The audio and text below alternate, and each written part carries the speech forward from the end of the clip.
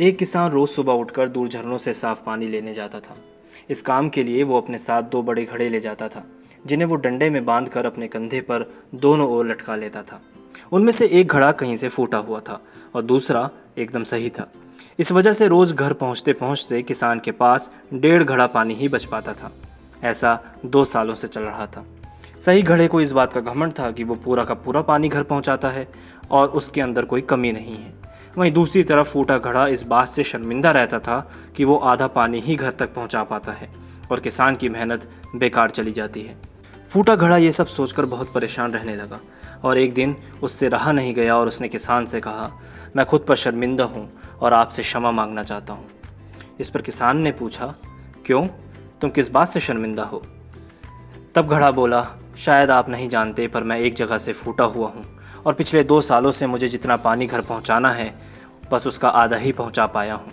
मेरे अंदर ये बहुत बड़ी कमी है और इस वजह से आपकी मेहनत बर्बाद होती रही है।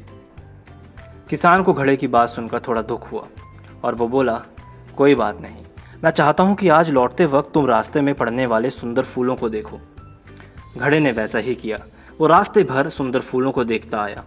ऐसा करने से उसकी उदासी कुछ दूर हुई, लेकिन घर पहुँचते पहुँचते फिर उसके अंदर से आधा पानी गिर चुका था और वो मायूस हो गया और किसान से क्षमा मांगने लगा। तब किसान बोला, शायद तुमने ध्यान नहीं दिया, पूरे रास्ते में जितने भी फूल थे वो बस तुम्हारी तरफ ही थे, सही घड़े की तरफ एक भी फूल नहीं था। ऐसा इसलिए क्योंकि मैं हमेशा से तुम्हारे अंदर की कमी को जानता था और मैंने उसका लाभ उठाया। मैंने तुम्हारे तरफ वाले रास्ते पर रंग बिरंगे फूलों के बीज बो दिए थे। तुम रोज़ थोड़ा थोड़ा करके उन्हें सींचते रहे और पूरे रास्ते को इतना खूबसूरत बना दिया। आज तुम्हारी वजह से ही मैं इन फूलों को भगवान को अर्पित कर पाता हूँ और अपना घर सुंदर बना पाता हूँ। तुम ही सोचो, अगर तुम जैसे हो वैसे नहीं होते तो भला क्या मैं ये सब कुछ कर पाता।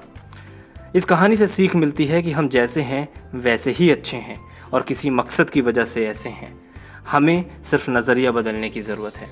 फॉलो करिए सुनी सुनाई और सुनिए और भी रोचक कहानियाँ।